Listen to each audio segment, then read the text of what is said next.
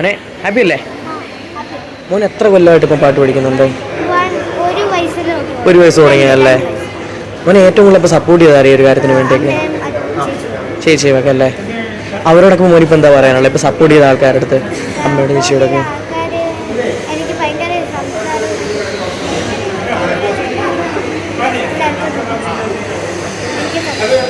മോൻ്റെ റീൽസിലൊക്കെ ആയാലും മോൻ്റെ പാട്ടുകൾക്ക് ഒരുപാട് വൈറലായിരുന്നു. ഒരുപാട് ആൾക്കാർ കമൻ്റൊക്കെ ഇട്ട് ഭയങ്കര സപ്പോർട്ടാണ്.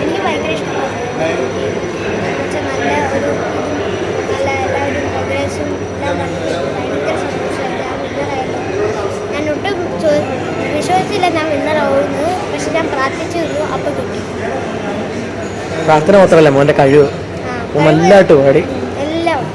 ആരെങ്കിലും വിളിച്ചിരുന്നു? അതായത്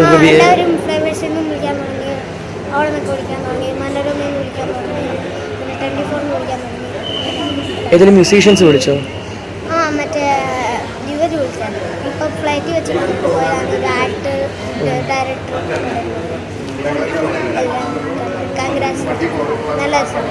ഫ്യൂച്ചറിലൊക്കെ മോൻ്റെ പ്ലാൻ എന്താ മ്യൂസിക്കിലൊക്കെ?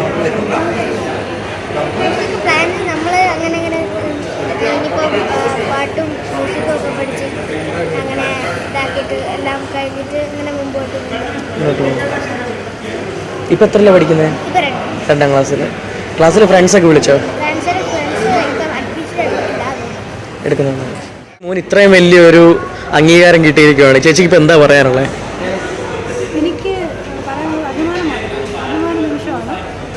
ഒരു ചെറിയ മോൻ 7 വയസ്സുള്ള മോൻ ഇത്ര നേട്ടം എത്താനായിട്ട് നമുക്ക് ഒരു പങ്ക് വഹിച്ചു എന്ന് പറയുന്നത്.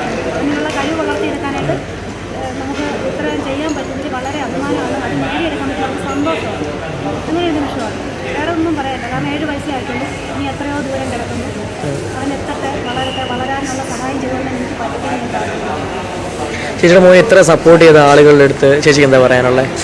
വളരെ നന്ദി എന്ന് പറഞ്ഞ വാക്കുകളൊന്നും അതിരുന്നില്ല. ഒരുപാട് പേരുടെ പ്രാർത്ഥനയും സപ്പോർട്ടുമാണ് മോനെ ഇവിടെ എത്തിക്കുന്നത്. അതുകൊണ്ട് അവരോടെന്നും കടപ്പെട്ടു.